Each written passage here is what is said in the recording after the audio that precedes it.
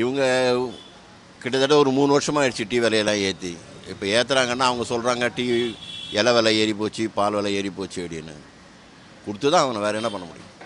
ஏற்றது எங்களுக்கு கஷ்டமாக தான் இருக்குது.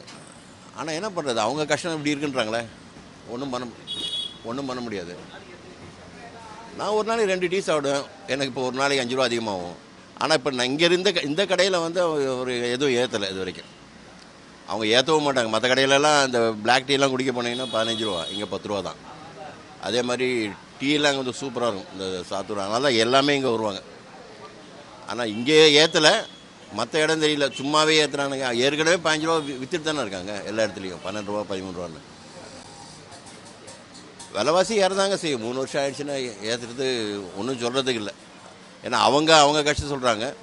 சின்ன கடைங்க, இது மாதிரி பெரிய கடைங்களில் நல்லா வியாபாரம் வச்சுன்னா அவங்களுக்கு அவ்வளோவா தெரியாது. சின்ன கடைங்களில் வந்து நிச்சயமாக அவங்களுக்கு, ஏன்னா வாடகை இருக்குது, அது வேலை செய்கிறவங்களுக்கு சம்பளம் கொடுக்கணும், கரண்ட் பில்லு கட்டணும், இது வாடகைலாம், வீடு கடை வாடகைலாம் ஏறி இருக்குது. 2 ரூபா தானே, என்ன பண்ணுறது?